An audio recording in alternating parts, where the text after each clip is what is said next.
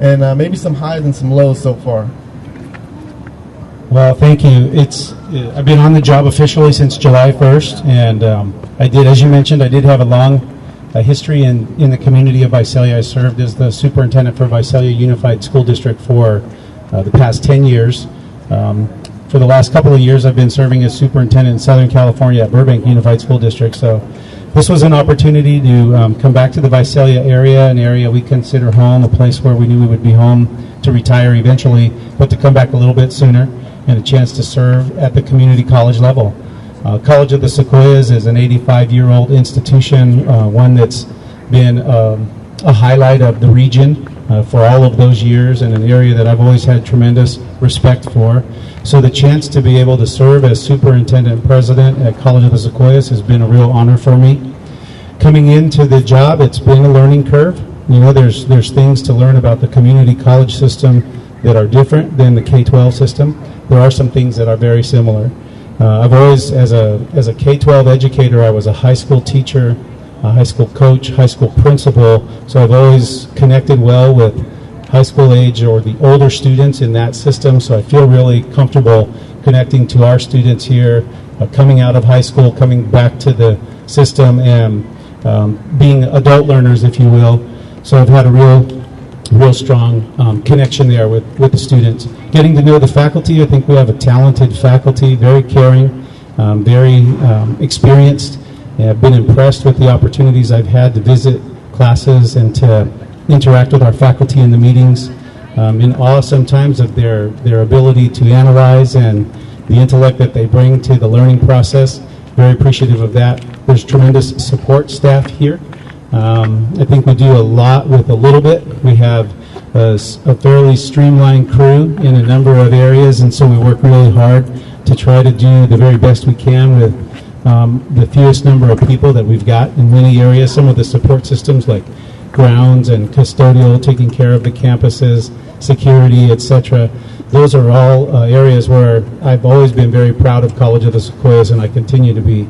So it's been a real learning experience. Again, I'm only about in my third month on the job, and so I've had an opportunity to start to get to know folks, understand the systems, and the big thing, probably you said what are the highs and what are the lows. One of the highs is that we're getting ready for our accreditation. It's where a visiting team will come in from outside the area, made up of other community college representatives, and they're going to measure our programs a little bit. They're going to rate us on the kinds of things that we're doing and how well we're doing with our students and our programs. So we're getting very excited about that. And, that's kind of a quick summary of how it's gone so far. All right, thank you, Mr. Carrizosa. And for those of you guys that are just chiming in, again, this is our president, superintendent, Mr. Stan Carrizosa. And the whole point of this forum is to get familiarized with our new president. So if you guys are students here and you guys are going to be here for a while, you guys might want to come and ask a few questions to get to know the campus, get to know the community here on campus, because this is an opportunity that you guys do not want to miss up. Mr. Carrizosa, you just stated, student success and the great faculty that we have here on staff. I'm sure a lot of these students out here that are kind of listening here today have had faculty that they really cherish. I know I have had faculty that I really like and really can get attached to because of the way they teach. What do you want to say to students as far as being able to succeed here, to be able to transfer, or maybe if their goal is to receive a certificate here for a job? What kind of advice can you give them, being that you are from a community college? That's how you started your education. What would you want to tell students? I think one of the biggest challenges we face today, of course, is the economy, and the effects that the economy have had on colleges goes something like this.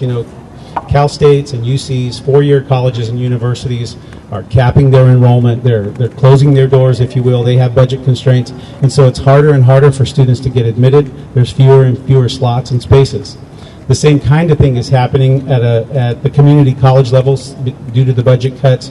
So as more and more students are rejected from the four-year colleges or unable to get in and they come to the community colleges, the lines to be in our program and the wait time to be in our classes is longer than it's ever been. And in addition to that, because of budget, we're having to reduce some of our programs and our offerings. So it's more and more competitive now. And what you see is the legislature starting to make some rules and some guidelines to give priority to students based on their performance. And so to keep your spot in the community college, the thing I shared with the opening group of students at our freshman orientation is you have a seat here in the college now, you're in the system, you have a place, you need to perform well. You need to get your business done, you need to make sure that you stay on track. Try to have a good educational plan in place and stick with it. Try not to do too many drops and too many withdrawals. Obviously, try not to fail any of your courses. Meet with your counselor regularly. Recognize that our counselors have 500 plus students on their caseload, 1,000 plus students on their caseload. So it's going to be very difficult for them to go through systematically and reach out to you. You need to be the one responsible to come in and make the contact with them. But those students who go through the orientation, those students who have an educational plan, those students who keep their commitment to the things that they've tracked and said they're going to do are those that are going to have the highest rates of success, and you're going to be rewarded because in the changes in the system are going to reward you by giving you a priority for your future registration. So those few seats that are available are going to go to the people who are performing the best. It does make it a little bit more competitive. It doesn't give us as much time to explore and kind of develop ourselves. We have to make up our minds a little bit sooner, and we have to stick with our plan. But that's the nature of the environment right now, and it's not any different than when we leave college and we get into the competitive workforce. Okay, thank you. So those of you who are just chiming in again, it's basically it's on us to succeed. We're all adults here. We're all coming to community college to further our education, to begin our careers, and just like you said, it's on us to be able to succeed. Success rates depend solely on students, and I don't want to go too far into the budget because I don't want to talk too many numbers here, but for students, there's a lot of negative news here. We're suffering budget cuts. The classes might be cut, so forth and so on.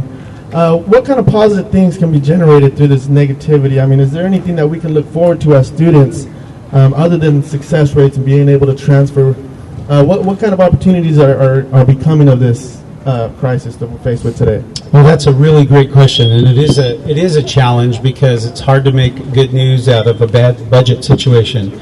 But in every dark cloud, right, or beneath every dark cloud, hopefully there's a silver lining. We do have the opportunity to take a look at different ways to support the college. If we don't have the state-funded resources that we've always had, then we need to think about what other kinds of resources can we generate. We have the opportunity to build partnerships. We have the College of the Sequoias Foundation, which is a nonprofit group that raises money for the campus. They've historically tried to provide resources for student scholarships, resources to purchase equipment and materials. They're going to continue to do that, but they're also expanding their efforts now to try to support us in areas like things that we've lost due to the budget crisis. So the nonprofit groups are actually starting now to talk about how they could provide donations to the college annually that could offer some of the classes that have been reduced. They could some of the replacement resources to bring back parts of summer school.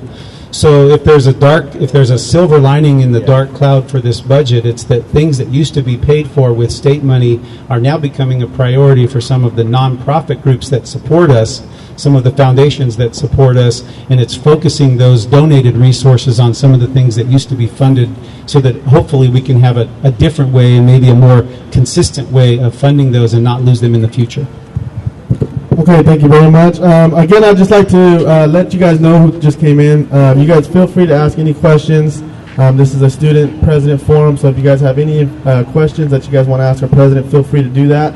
I just wanted to ask, being that the majority of our viewers here are sports in the sports department, I know there's been recent cuts in sports. They cut tennis last year. I think they cut several other programs and a couple classes. How's the sports department looking, and is there going to be any further cuts to any kind of sporting programs? Yeah, I'm not aware of any plans to further cut any of the sports or intercollegiate athletic programs at this time. There has been the need based on either the low participation or the costs associated with some of the programs to consider reducing them. When those decisions need to be made, we work closely with the athletics department. We work through the athletic director. We work through the physical education department, which is connected to athletics. And there's a bigger question going on overall, not just about community college, but about colleges in general, and not just California. But nationally, there's a question going on about the relative place of intercollegiate athletics and the amount of resources that the college will provide those. In bigger campuses, private schools, four-year universities, there's a source of revenue that's generated to support those.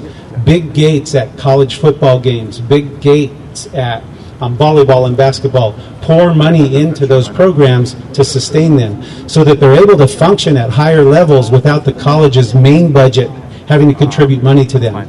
So one of the challenges that we face in community colleges, we need to have that kind of revenue generated. If we don't get it by big attendance at our gates and we don't get it by people paying to come to see the events, then we have to get it through other resources, boosters, foundations, donations, as well as the money that's invested by the college. So it's got to be a partnership. You have a strong board here, a school board of trustees, a college board of trustees that's committed to intercollegiate athletics. I think they see the value in those. I think they see the relationship and the connection between your personal development as an individual, your success rates as a student, and your participation in athletics. So you've got support from the college board and from the administration, and at this time we're not aware of any further cuts. Okay, thank you very much. I'm going to go a little personal. I know you're a Pittsburgh Steelers fan. Is there any other Pittsburgh Steelers fans out here? I didn't think so. How did that happen, Mr. Carrizosa? I mean, that's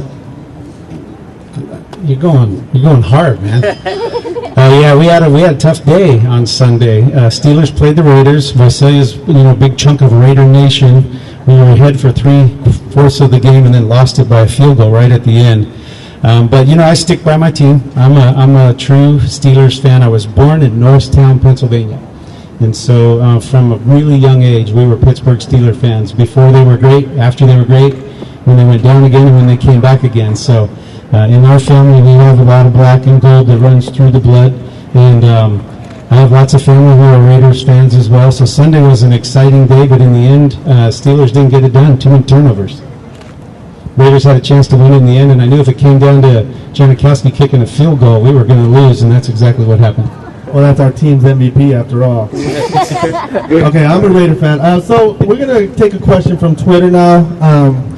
Okay, well, I guess we're not going to take a question from Twitter now. Once again, students that are bystanders, you guys are walking by, you guys kind of looking at from a distance, go ahead and just feel free to come and sit down. We have plenty of seats available. ASB is providing popcorn and water for you guys. So if you guys want to come, meet your president.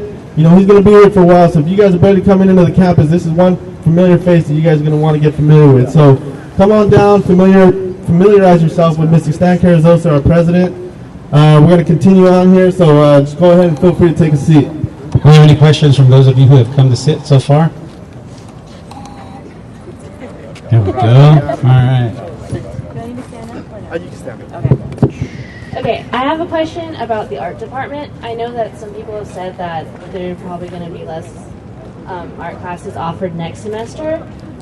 Are you planning on actually helping that not come true, or is that just kind of an inevitable thing that's going to happen? Yeah, thank you. We have the need next semester to continue to reduce the number of course offerings. We're trying to the best of our ability to be able to do that in a fair and equitable way.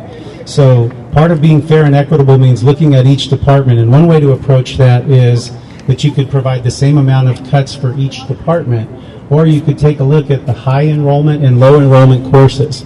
So one of the things that I know the deans and division chairs are working on right now is taking a look at high enrolled courses and low enrolled courses, and some low enrolled courses who are low enrolled because of less interest in those courses are probably going to be the first to potentially be eliminated.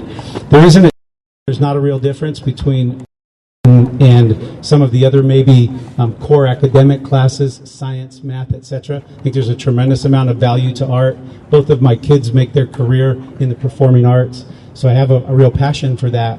So it's really going to be a matter of priority, how the enrollment in those classes compares to the enrollment of other classes across the college. The unfortunate reality that we're facing, though, is we're only getting funded from the state for about 82 what we call FTES units, 8,200 units of student funding, but we've got over or nearly 10,000 students here. So we have far more students than what we're receiving funding for, and that's creating a gap in our budget so that we're not able to balance. All right, thank you, Ariana. Okay, anybody else have a question? All right, once again, I'm just going to keep reminding you guys this forum is going to go on for another 45 minutes or so, so feel free to come in, chime in, ask some questions to our president.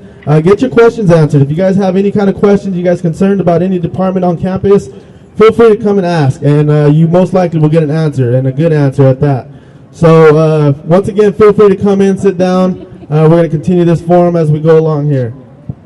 Mr. Carrizosa, for those that will say didn't get the opportunity to read our newspaper, it's a shame if you didn't get the opportunity. They're across the newsstands on campus, so pick one up today. Can you tell us a little more of your background? I know you grew up in the Valley, you're from the Valley, you moved away for a little bit, but you're back now. And how does it feel to be back and closer to your family and peers? Okay, yeah, I did. I am a local Valley person. I'm not a complete native. Like I said earlier, I was born in Norristown, Pennsylvania, came to California when I was a young child. My dad's family is originally from the Southern California area, San Fernando Valley, and my mom was first generation Italian immigrant, came to the East Coast, and that's how we ended up in Pennsylvania. But all of the years that I grew up from elementary school through middle school and high school were right here in the Valley. I ended up a little bit from a broken home. My mom died of cancer when I was 8, and my pop battled alcohol for a number of years. And so we ended up living with our grandparents, and my grandparents moved to Dinuba, and that's how we came to the Valley. So I've been part of the Valley for a long time, graduated Dinuba High School, attended community college, and then did my undergraduate work at Cal State Northridge. I started my career as a K-12 education teacher. I was a science teacher and coach and worked in athletics at the high school level, and then was an administrator in the K-12 system as well. I've been an assistant principal and a high school principal and an assistant superintendent and a superintendent of a large district, Visalia Unified, and a superintendent of a smaller district, most recently Burbank Unified. I took the opportunity after a long career here in the Valley to spend a couple of years in Southern California because that's where my own children ended up. My daughter just graduated from Cal State Long Beach and has a credential in dance science and is working at one of the larger performing arts high schools in the area. And my son is a singer, songwriter, working in Southern California right now, trying to get signed to a major record label. But my wife is one of 9 children. She's a native Dinuban, and so we're all from here, and our families. I have lots of nieces and nephews and in-laws here in the Valley. So we had planned, even when we moved to Burbank for a little while, we had planned to come back to Visalia eventually to retire. And this opportunity to be considered as president superintendent for COS came open, and didn't have any control over the timing of that, but certainly had an interest in being able to come back to the Visalia area. And so had the opportunity to apply and came through the process and was selected. And so now we feel really good to be home again, close to all of our extended family. Having had a couple of years to spend time a little bit closer to my kids while they were in their college years was good, but it's nice for us to be able to be back home now, and we're very much enjoying that. Okay, thank you, Mr. Carrizosa. Again, a brief reminder for those of you guys just getting on the quad. This is the presidential forum. If you guys have any concerns or you want to voice your opinion, just come on down. On that note, I just wanted to ask you, Mr. Carrizosa, you mentioned earlier involving sports about nonprofit organizations funding, the schools now, and that's really what it's coming down to, is people that are willing to spend their time and their money on things that they feel are important to them and to students. Can you talk a little bit about how important it might be for students to be able to voice their opinion, like, say, today, and to be able to get their voices heard and get their opinions across? How important is that, and what can they do to go about doing that? Yeah, I think there's a real value to all of us as students having the opportunity to be able to ask questions, express our concerns, try to get information, try to get answers. One of the things that I'm committed to, and I met early on when I came into the college as president, I met with the editor and the staff of the campus newspaper, and I've met a couple of times with the Associated Student Body Officers, and I told them that I wanted to be accessible to the students at large. I wanted to be open to having regularly scheduled forums. I don't care if there's 2 people or 200 people. We're out here, we're committed to take the time to talk to you and give you students the opportunity to have direct access to your college president, to be able to ask questions, get information. It's really important to be informed. As our student here asked the question about the art classes next semester and the possibility of cuts in those art classes, To be able to talk to your administration and get information firsthand is incredibly valuable for you, and you should take advantage of that opportunity because there's a lot of different ways to get information. It circulates in a lot of different ways. Some of it's accurate and some of it's not accurate. So the best thing you can do in most cases is go directly to the source. So I think this is a good opportunity to be able to get that kind of interaction. I would encourage you to continue to participate in the forums when we come out. Unfortunately, sometimes there's a big crowd of people out there when there's a controversy. And so whenever there's something that's going wrong, everybody wants to come out and see what's happening, and that's good. But we're not going to start any problems just to generate a big crowd. But there's inevitably going to be things that happen during the course of the year that are going to create questions for you, and you're going to have either some concerns about or you're going to be downright angry about. And this is the opportunity to come and get some straight answers. And so I think it's really important for you to engage in that. I appreciate that the campus newspaper and student body are willing to make a commitment to setting up these forums, and we're going to make the commitment to continue to try to be here and interact with you. All right, thanks again. Just another reminder, I'm going to keep reminding you guys, for those who are barely coming out, if you guys are walking by, you guys are interested in what's going on here, this is the Presidential Forum. It's an opportunity for you, the student of COS, to get your voice heard, to get your opinion read, and maybe get some feedback on it from our president superintendent here at COS. So if you guys have any concerns, you guys want to voice your opinion, just come on down, take a seat, and ask some questions. Does anybody here in the audience have any questions that they've generated so far?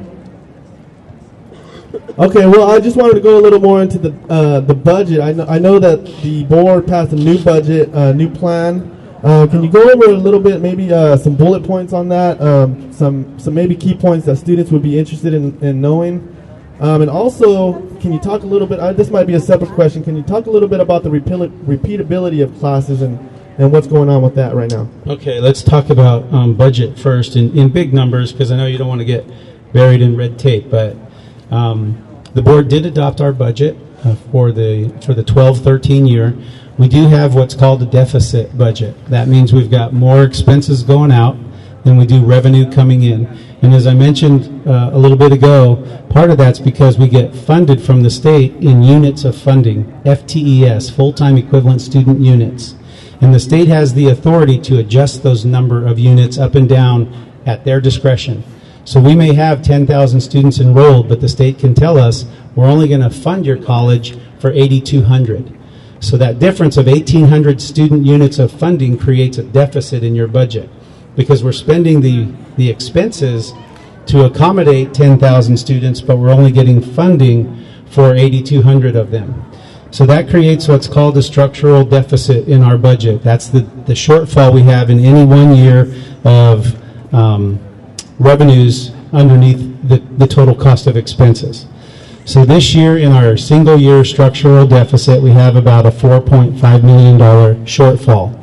That's the reason you'll see faculty, division chairs, deans working on prioritizing the class offerings, trying to determine what, if anything, is going to need to be reduced or suspended for next semester. And those are the costs that we're trying to cut. Eventually, we have to bring our budget into balance. If we don't, then the college as a whole becomes jeopardized. There are other community colleges right now, Cuesta, for example, community college, San Francisco City Community College, which have been put on notice by the state. And that means the state has analyzed their college, they've gone through their accreditation, and they've been put on notice that if they don't correct their financial deficit, their doors are going to be closed.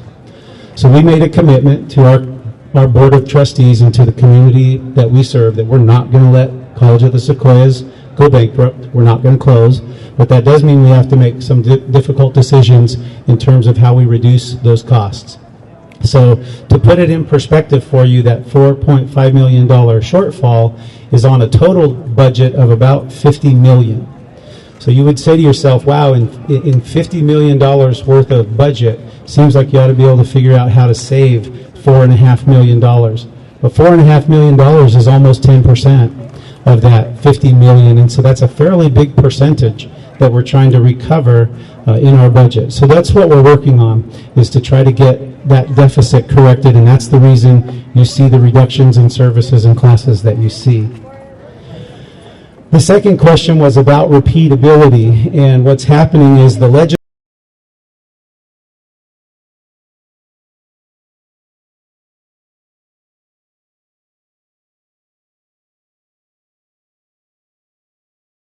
community colleges to function, but we want community college students to have more of a direct track for success.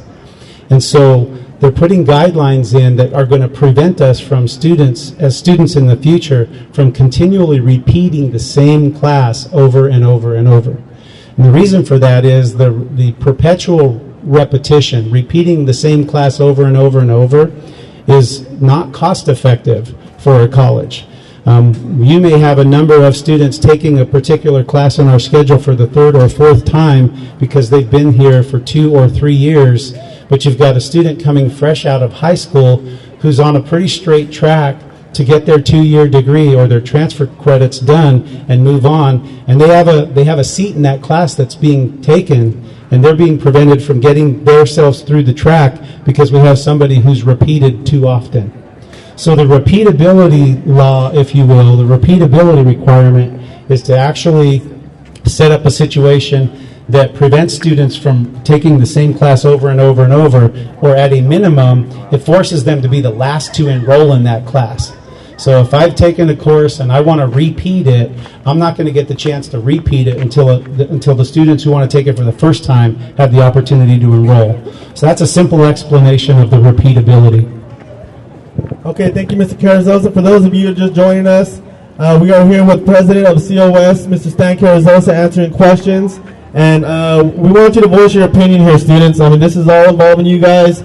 We're all students of COS, so if you guys have any kind of concerns in any area on campus, come and voice your opinion now. Come and ask our president whatever question you'd like to ask, and we might get an answer for you. I like what you said about the accreditation. I know accreditation is coming October, the first week of October, I believe. And if you guys didn't catch that, there are several community colleges in the area that are at risk. They've been hit with the warning, and if things don't get fixed, they're at risk of a shutdown. I certainly don't want that here at College of Sequoias. I know everybody here doesn't want a shutdown here at College of Sequoias. So what can we do as students to be able to help accreditation team give us a good report and be able to succeed, to have our college succeed in the future? Well, that's a great question. We do have our visiting accreditation team coming October the 8th. They'll be on campus for a week. You'll see them walking around. They're going to have name badges on. They're going to be visitors who hold official positions in other community colleges. And they're coming together to kind of do a rating, if you will, a scoring of our programs, our budget, our campus, our faculty, our students, our success rates, and we feel really good about it. I can tell you, I have no doubt in my mind that College of the Sequoias is not only going to be here today, tomorrow, and next year, but for the next 100 years. We're not going to fail. This institution's too important to our region, and we'll take whatever steps we need to be successful. As far as preparing for our accreditation, we've done a fabulous job. In the last 6 years, we've put a number of strategies in place that are ahead of the game. Our faculty has worked really hard to make sure that we've got good curriculum, good courses, good sequences. Our student success rates are measurable. We're not doing as well as we'd like in every category, but we do well in a number of categories. We have great program offerings, and compared to many community colleges, we're still very, very solid. We compete well academically. We compete well in extra and co-curricular programs. So we have a lot of confidence about the success that we're going to have in our accreditation. They are going to be visiting team members, though, and they are going to walk around, and they're going to tap students on the shoulder, randomly and ask for your input. That's part of what they do. They're going to want you to tell them about the experiences that you're having in the services that we offer. What's it like coming through admissions? What's it like in the bookstore? What's it like getting your financial aid stuff taken care of? And they're also going to ask questions about your courses. Do you feel they're rigorous? Do you feel that you're being challenged? Do you feel that you're being supported? So the best thing you can do is be honest, share the feelings that you have, and if you've got good feelings and success that's going on in your coursework and in your experience here with College of the Sequoias, then by all means we encourage you to share that with the visiting team members. Okay, thank you very much, Mr. Carrizosa. Again, does anybody in the audience have any kind of questions that they'd like to ask?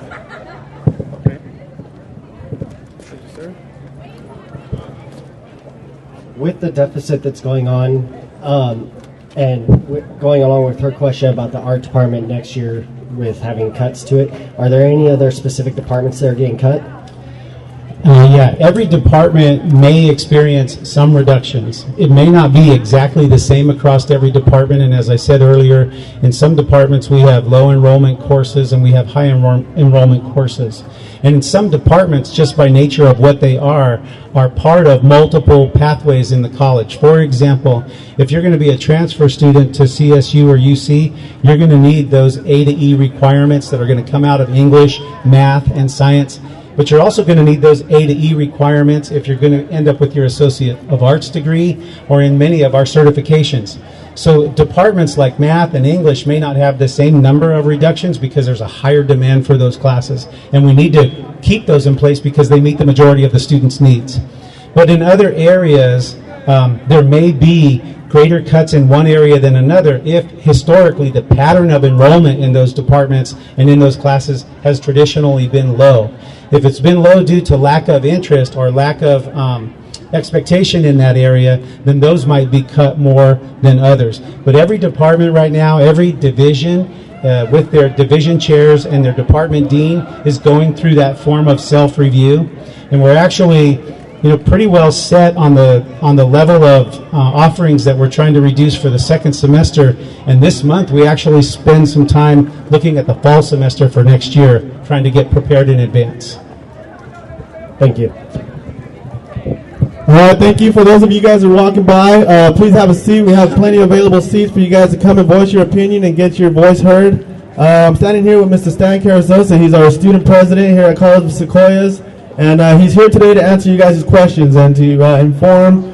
I'm going to go a little difficult on this next question, Mr. Carrizosa. We have the new Tulare Center. It's mostly complete. It needs a little bit of final touch-ups, but it's ready to open in spring 2013. How do you feel about the opening of it, and are we ready for the opening of this humongous campus? Yeah, that's a great question. We are, it's a difficult challenge to have to open an expanded campus at a time when we're getting cuts in the state funding for the campuses across the whole. So I'm not going to say that it isn't challenging, but I can tell you this, that the facilities and the cost for the construction has all been accounted for. The buildings are all taking shape now, the grounds, the parking, the offices. Campus is looking really nice. It is scheduled for what we call a soft opening in January, which means for the second semester of the academic year, we're going to provide the beginning of some courses over there. Ultimately, the goal for both the Tulare campus and the Hanford campus is to have the opportunity for students in any of those geographical areas to get their basic academic core requirements accomplished at any of those two campuses and at the main campus. So we want there to be some equity in the course offerings for students who are coming in to just get their academic prerequisites out of the way, their general education, their transfer classes. We'd like for those offerings to be the same at all three campuses. And then on top of that, we have some signature programs that those campuses specialize in. The main campus here in Visalia has always been well known for our health occupations, our nursing program, CNA, and transfer program for nurses and health preparation.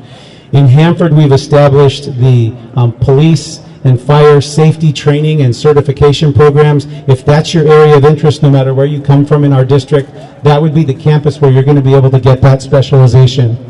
In Tulare, the plan is to move our agriculture program, our architecture, and some of our related vocational programs, welding, ag welding, etc., to the Tulare campus. So even though you can be a student in any one of those three areas getting your general education coursework complete, no matter where you come from in the district, if your specialty is going to be in one of those signature programs, then you'll get the opportunity to attend one of those campuses for that particular specialty. All right, you guys heard it. So if you guys are any kind of agricultural aspect of college, you guys will be able to attend the new college. What a shock. That must be a great opportunity. I'd actually like to take a class there because I've seen photos and it's really spectacular. Okay, I wanted to ask you another question, and this is more for, because I really want to know your opinion on this. The Visalia Times Delta recently made a decision that they're not going to be covering COS sports entirely. I've noticed that they've cut back a lot on sports that are not football, that really only pertaining to football. How do you feel about that as the only newspaper in the Visalia area not covering COS sports? Yeah, I haven't had the direct information communicated to me as president of the college that the Times Delta has made a business decision not to cover as much community college sports. But I have noticed that there isn't the same level of College of the Sequoias sports coverage in the Times Delta. I have a relationship with them. I've worked in Visalia for a long time. Obviously, we want as much coverage and support as we can get. I understand they have to run a business. I understand they don't have enough time and ink, if you will, to cover all the different levels. I understand that there may be more readers who want to read about the local high school sports than readers who want to read about the community college sports. Having said all of that, though, I'm committed to work with the Visalia Times Delta and to push back a little bit and to press the importance of them covering the College of the Sequoias athletics program. Because the Saturday distribution for the Times Delta not only gets distributed in Visalia, that gets scattered across Tulare County. So if you live in Porterville or Lindsay, or if you live in Dinuba or Woodlake, you may get that Saturday Visalia Times Delta. And you want to read about the things that are going on in your local community college, because we have students from those communities attending here, and we have students from those communities participating in our sports here. So the distribution of the newspaper can't be focused on what sells in Visalia. It's got to be focused on the whole region. And I think to the entire region, there's no question that COS, and in particular COS sports, is a very important topic worthy of their full coverage. Yes, I totally agree. Once again, I'm just going to remind everybody, I'm standing here with Stan Carrizosa. He's our president of COS, and he's here today to talk to students and to get familiarized with students so that you guys can voice your opinion and we can get some issues taken care of here and now. So if you guys have concerns of any department on campus, feel free to come and take a seat and ask our president a question. Does anybody in the audience that has a question? Okay, I'll let her go first. Oh, it's off. Go ahead. What are the chances of COS getting the summer school back? Well, thank you. That's a great question. One of the first things that was brought to my attention when I took the job in July is that due to the budget cuts from the state, we had to lose our summer school offerings. I can tell you that was a big, important decision, and it's one that the entire administration and faculty have been frustrated with since it happened. So it's one of our Board of Trustees' number one priorities, is to try to find a way in this difficult financial environment to restore summer school. We've got some things that we have to work on. We have to work on how summer school is funded. We have to work on how we hire and pay our faculty for summer school, and we have to work maybe on prioritizing the kinds of courses that we can bring back, because we may not be able to bring back everything at once. We may need to bring back the higher demand courses first and then add to them. But our goal is to have some plan for some level of restoration for summer school as soon as 2013. My question is, now that the Tulare campus is actually opening soon, do you think that because we'll have more students going there and to Hanford and all the other places, that it might help us get more, raise more money to get other classes back, and that it might help lower the cost of classes because there's more people coming? It has that potential. I think that has the possibility to happen, but it's probably going to happen over time. Because when those two communities establish themselves, and Hanford's already very well established, then there's got to be a support system that starts to generate around it that comes from the volunteers and the donations in those communities. So the fact that we have Tulare now as a city and an area working to support College of the Sequoias because they have a home base in their community, and the fact that we have Hanford as a city and an area working to support College of the Sequoias because they have a campus as a home base in their community, it does multiply the opportunities for resources to come into the college as a whole, and I think that's has the potential to lift us all up a little bit further. It's a process, though, and that everything, unfortunately, or however you want to look at it, everything's tied to the economy. So even in those communities where they want to support the college, it does depend on the economic base in those communities and what those communities can generate and afford to donate. But the important thing is we have home bases in those communities now where they see real physical facilities that are their share of College of the Sequoias right in front of them. That generates the interest to create more resources. Does anybody else have a question?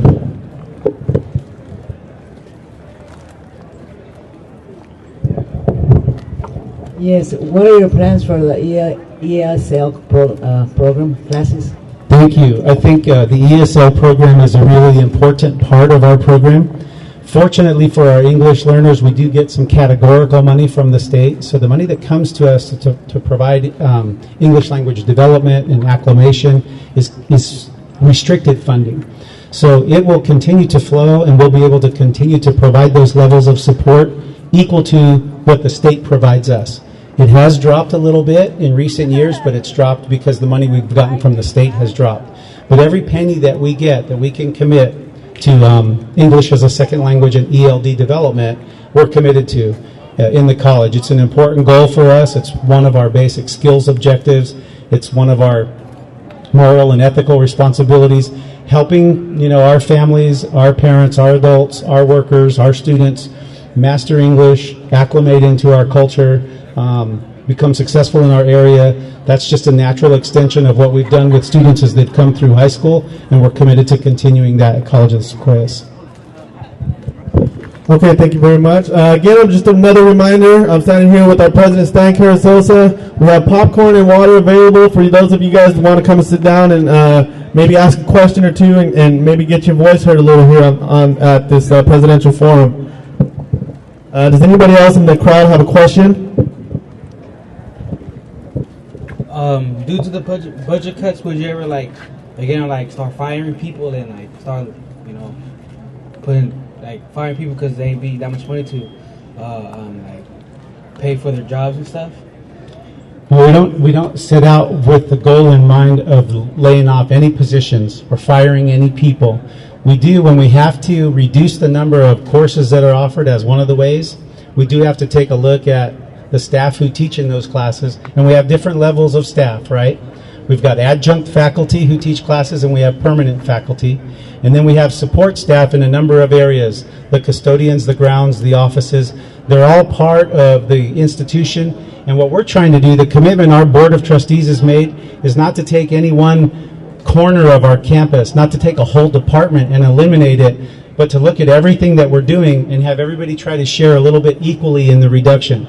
So if we all take a little bit of a sacrifice and we all take a little bit less in our resources and in our departments, then maybe we can keep everybody in place. That's the goal. So we don't have any direct plans for massive layoffs or firing. It's all going to be a slow, gradual contraction to get us ready to balance our budget by the end of next year. Oh, that sounds good.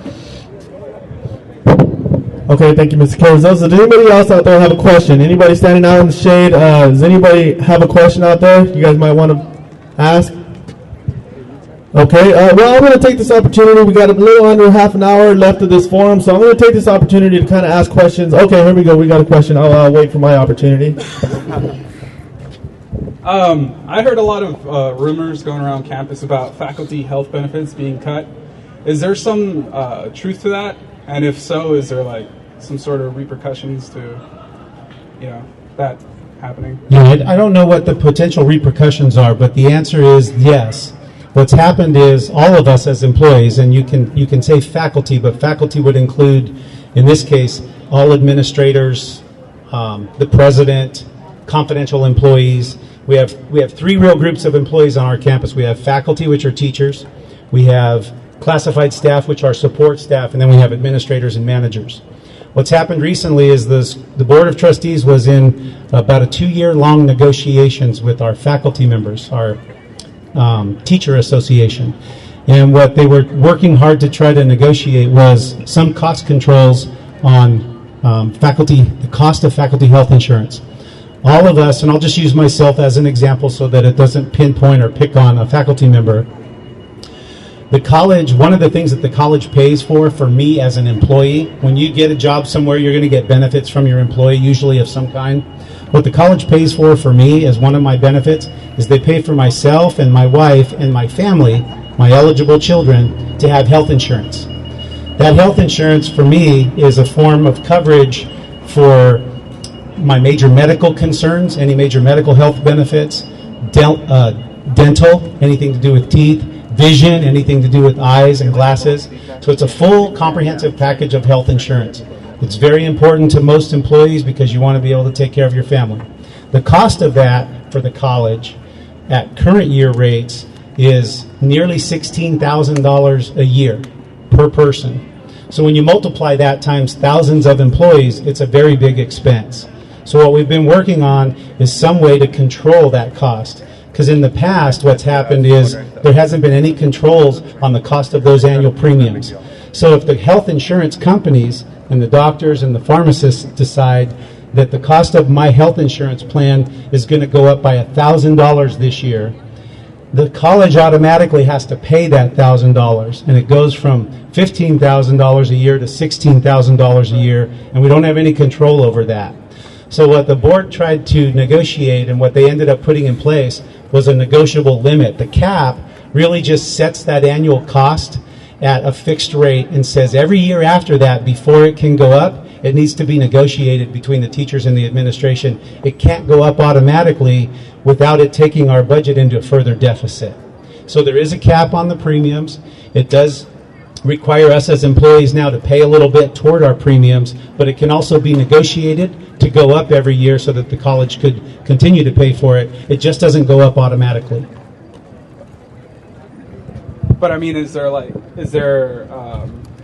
are the teachers just gonna, or faculty members, or just staff or whatever, are they just gonna take that cut? Oh, I see what you're asking.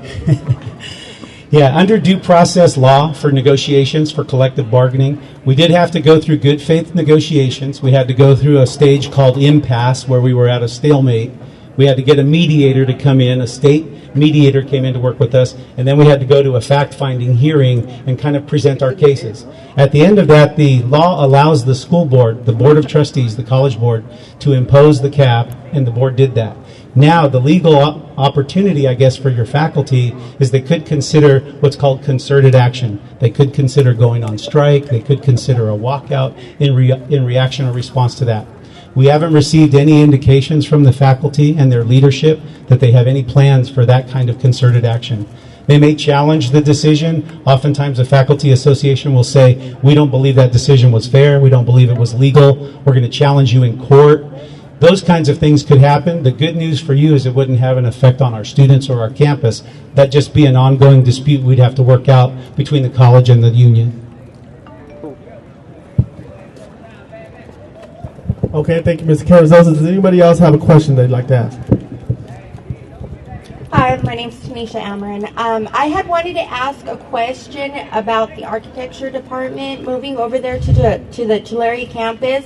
Now, what I have seen, I'm taking AutoCAD right now, the intro to AutoCAD, and there has not been enough lab time to complete the assignments, and what has happened is about 3/4 of the students in that class have fallen behind in assignments, about 6 to 8 assignments behind. And on other days when there is open lab, most students cannot attend those days, like for instance Friday, because they are working. The question that I have is, at the Tulare campus, will there be more lab time available and more computers available for the students to complete their assignments on time?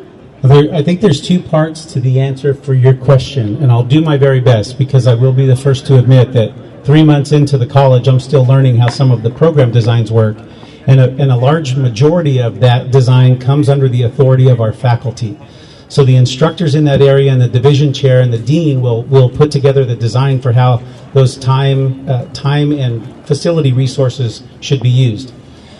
But I can say this, part one to your answer is that we do have a fabulous facility in Tulare, and it does have expanded and enlarged facilities for the opportunities that we need. So my understanding is that there will not only be adequate lab space, there will be ample lab space. So that's nice. Physically, we have more room.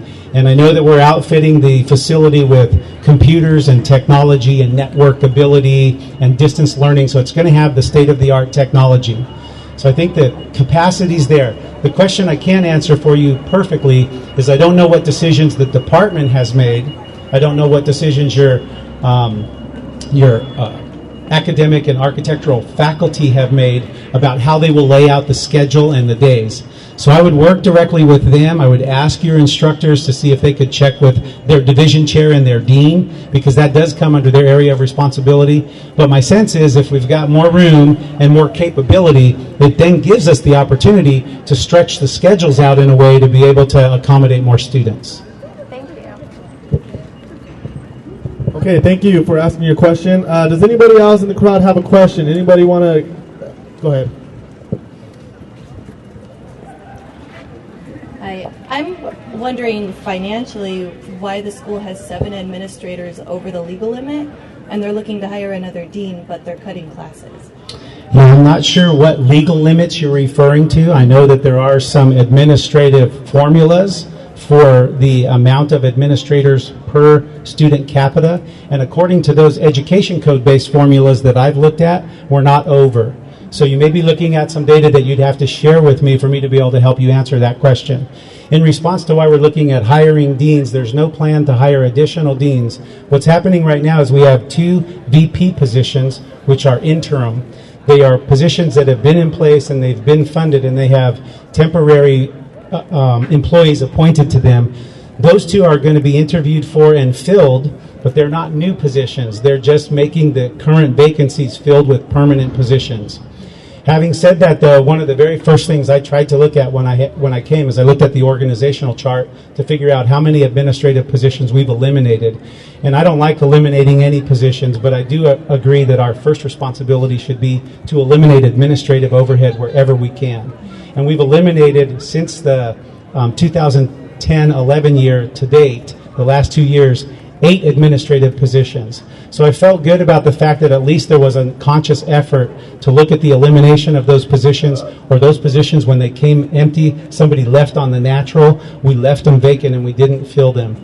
The only 2, and I'll take responsibility for this, the only 2 that I felt were important were the 2 vice president positions that currently had interims in them, for them to be able to be filled with permanent replacements. One of those VPs takes care of the college's budget, and that's the single most important issue we're dealing with right now. And the other takes care of the college's academic program, and that's our primary purpose. So I didn't feel like we could be without administrative support in those 2 areas. And if you have a report that shows us 8 administrators over quota, I'd love to see that. Thank you. Okay, thank you for your questions. We've got about 15 more minutes in this presidential forum, so if you guys have any concerns, have any problems, have any questions, now is your time to come and ask, because then you're going to go home and think, man, I should have asked that question. So if you guys want to know something, you guys want to be informed, just come down and ask questions. Come and take a seat. We have plenty of available seats. Does anybody else in the crowd have a question for right now? Anybody? Okay, okay, here we go. Due to budget cuts, I heard that there was talk of eliminating all art classes. What's your take on that? Thank you for that question. We've been answering a series of questions about art. First of all, there's no plan to eliminate all art classes. So that, I think, is good news. Secondly, there is a process underway right now where your division chairs and the deans, working with your faculty, are taking a look at the courses offered in all of our content areas, including art, music, performing arts, but then moving across into the disciplines, math, English, science, etc. So there's a look right now at everything, because we are in a cost reduction mode. We are getting less funding from the state than what we've actually got in the past. So there's a process going on, and what I shared earlier is we're looking, first cut at these is we're looking at low enrolled courses versus higher enrolled courses. And we're trying to determine if the lower enrolled courses are low enrolled because of lack of interest and or lack of expectation. If that's the case, those probably have a greater likelihood of being reduced, because even though it would be tough on those students, it's still affecting fewer students than students who might be in high enrolled courses. So if you're in high demand program, we're going to do everything we can to try to sustain those classes. We're looking at low enrolled course offerings first. But the straight answer to your question is there's no plan to eliminate all of art. All right, thank you. All right, thank you for your question. Does anybody else have a question out there? Anybody want to know anything about an area on campus that they're in particularly involved with? Okay, well, I want to take this opportunity. We've got about 10 minutes left. Mr. Carrizosa played football. He coached football. He was a teacher. He was a mentor. And he stays actively fit. And I think with college students, especially in junior college, we're facing an epidemic of diabetes and things of that nature. And so I want to get your input and your opinion on how to stay fit and how to keep track of your body and to be able to continue to be healthy for the remainder of our lives.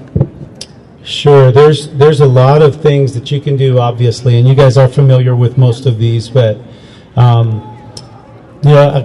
taking good care of yourself physically is really important. I think it starts with diet and exercise, and I hate to sound repetitious or like a commercial for Dr. Oz, but it does start with diet and exercise. I think if you can grab on to some sort of physical activity that's fun for you, that's really great. For me, my interest, coming through sports as an athlete, my interest was in playing football. But after that, my college interest was really just in the self-discipline of training. I was in the weight room 6 days a week, 2 hours a day. I did that for about 10 consecutive years. Got involved in a little bit of powerlifting and power training.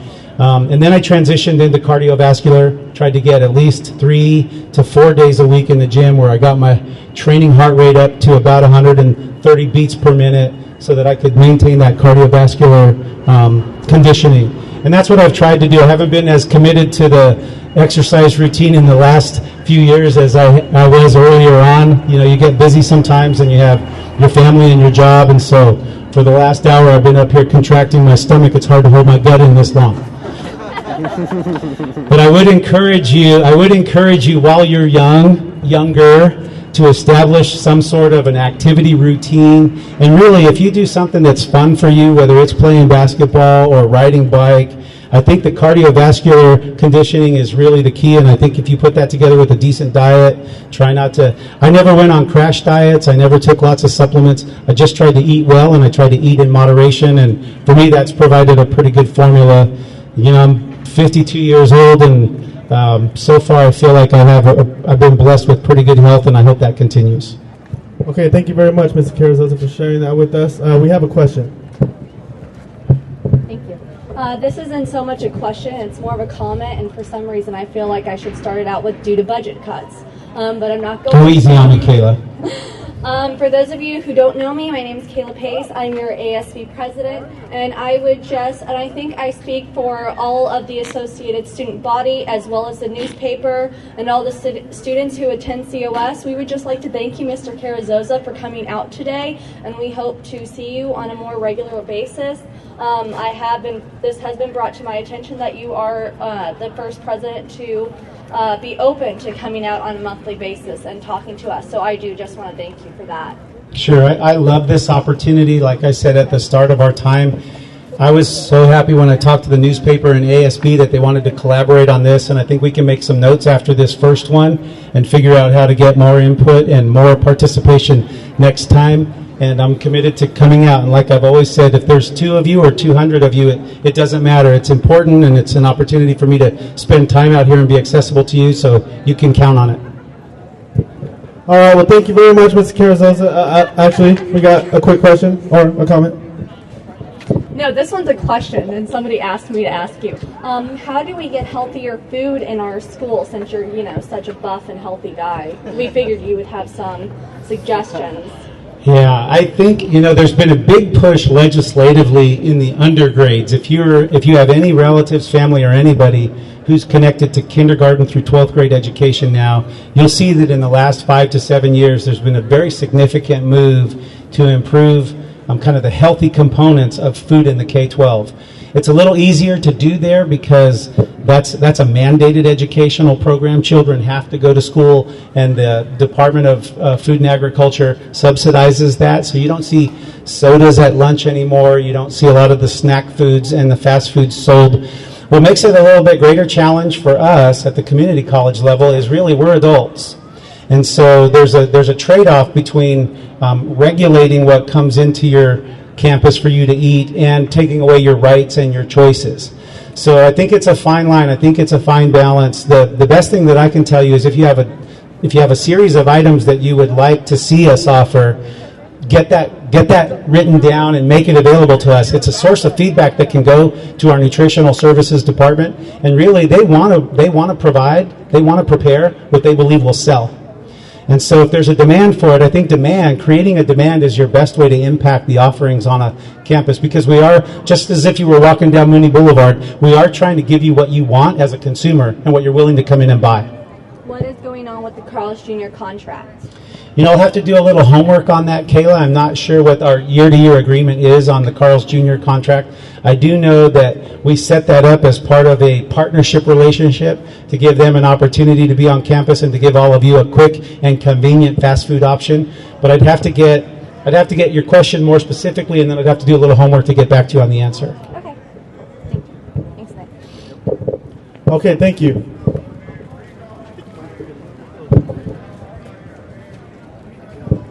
So I just got here, but what's this whole thing about?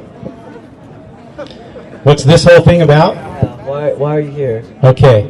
A couple of months ago, as your new president, my name is Stan Carrizosa, and as your new president of the community college, I had the opportunity to go around and meet with a number of student groups, and one of the groups that I met with was the Associated Student Body, your student body officers.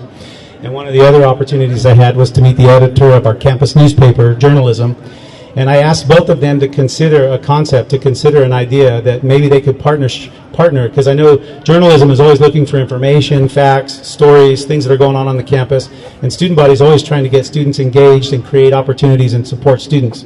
So what I offered to do is hold some president forums, just to come out, set up some chairs, have popcorn, have water, and have open question and answer, so that students would know that on a regular basis, once a month or so, there's always going to be an opportunity if something's going on in your mind, or you're hearing rumors, or you have questions, that you have an opportunity to talk directly to the president and ask him questions and get straight information.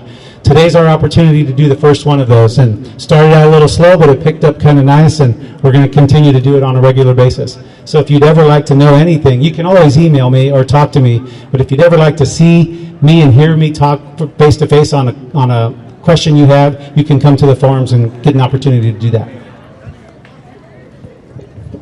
So now he decided what he wants to ask. So, since you're the new president, right? Yes. So what do you plan to do that the old president couldn't do? Well, we're at a slightly different period of time now. The last permanent president we had, Dr. Scroggins, was here for 6 years, and he was here during a period of time economically where the economy was very good, and we had passed local tax bonds to build facilities. So we added the Hanford campus, we're opening the Tulare campus, and we've updated and modernized a big part of this campus. He also led us in a number of academic improvements that now are going to be measured by our incoming accreditation. So I don't know that I'll set out to do something he couldn't do, but I do want to set out to continue some of the really well-established goals that he and the faculty worked on together. I think if you have good goals and it's a good plan and it's working for you, you should try to provide consistent leadership to establish it. So one of the things he wasn't here to be able to do is actually physically complete and open that Tulare campus. So one of the things that I want to try to do well is help that happen. With a soft opening this January, the first handful of classes will be available over there. The first 100 or 200 students will go. And then hopefully in the fall, we'll be able to see that roll out to about 500 or more students and more classes in Tulare. So ultimately what we're going to have is we're going to have a college district, College of the Sequoias, which will actually have 3 different campuses with options and opportunities for students in our region. So that'll be one of the big things I'm working on. So you're basically trying to finish his goals, right? Trying to continue to complete those and then establish the next round of goals. So what are your next round of goals? I think we need to balance our budget for sure. We're in kind of a crisis mode right now, and as the state budget cuts continue to weigh on us, we can't really think about what we want to do in terms of a vision without knowing that we're going to make it and that we're going to exist. So we're in a budget crunch. We're running about a $4.5 million deficit. One of our goals has to be to correct that deficit, reduce our expenditures, and make sure we have a balanced budget for this college. Then going forward, we have some legislation that's coming from us, from the legislature now, called the Student Success Task Force. And it's a year-long study that was done by a group of community college advocates, And it has a series of recommendations now for us to implement as community colleges. And the goals that are lined up in there will be the goals that we have to address as a college. One of them will be to increase our transfer rate of students who leave here prepared for and eligible to transfer to four-year college or university. The other will be to complete or increase our certification rate. So students who come here for a 2-year certificate or for a vocational certificate, a training certificate to be licensed to go to work, that we increase those success rates. And then the final chunk of those goals is called a basic skills program. For a number of our community members, and we had a few ladies here earlier asking us about English as a second language and English language development. We have to work hard to help those basic skills needs in our communities so that people in the Central Valley have the tools and the skills they need to acclimate, to be able to get jobs, work, get a home, establish themselves. So those will be the 3 primary areas that I'll be setting goals for us to try to achieve. You stated earlier that we were down a $4 million deficit, right? 4.5 structural $4.5 million deficit in single year expenses over revenues. And so you said that there might be a chance that you might be able not to run the school a bit longer? No, what I was sharing is we're spending some of those reserves down now, so we've got to get that deficit corrected, right? If you have a savings account at home and you don't have a job, you have no source of new income, your savings account can only pay your car payment until your savings account is gone, right? So what we've got right now is we have savings accounts that are paying some of our car payments, some of our ongoing bills. So unless we can get more money, and the only way you get more money in community college is if the state funds you with more, we can't increase tuition, and we don't want to, without state authority, and we can't generate more students if we're not getting funded for them. So we've got a limit on our income, and we have to get the same kind of limit on our expenses so we can get balanced. Once we're balanced, that means we'll have to make whatever cuts or reductions we need to make. Once we're balanced, then I think we can say, okay, this is what we look like now within this budget. Here's what's happened, and then we can start building from there.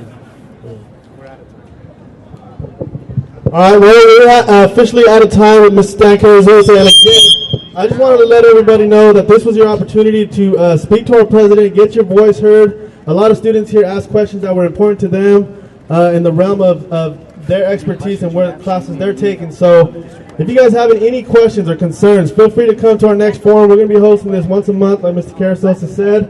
And I hope that we have a better outcome. There's a lot of opportunity to voice your opinion out here, guys. So if you guys are a student and you guys are concerned with the budget crisis and other crises going on campus, this is your one opportunity to do this, because not a lot of community colleges are doing the same thing. So I think it's a real opportunity to get your voice heard here at COS. And on behalf of the campus newspaper, I'd like to thank you guys for coming. Those who asked questions, thank you very much. And I'm also always taking letters to the editor. So if you guys have any questions or comments, you guys can email me. My email is on the newspaper. Pick up your newspaper in any of the stands around campus, and feel free to voice your opinion that way, because then we can develop a story from it, and we can bring it up in our next forum. So, and if you guys have any questions for Mr. Carrizosa, you guys feel free to email him, and his office is in the administration building. You guys can get contact information there, or you guys can simply go to the directory online on the COS's main website. So thanks again for Mr. Carrizosa. If I can get a thank you in the form of a big round of applause. And again, thank you for the students that came and sat down and used their time to ask questions. And grab popcorn and water. Thanks for all of you guys that showed up and who sat through this. I hope to see you guys again next time. And stay tuned to our website, and you guys will be able to be informed on when the next forum will be. So thanks again, and come see us sometime in the newsroom. Also, we'll have a video up. This is recorded live, so we'll have a video up on our website, coscampusonline.com. Check it out, and if you guys want to see the video later, maybe show it to mom and dad later, you guys are more than welcome to do so. So thanks again, and we'll be seeing you guys real soon.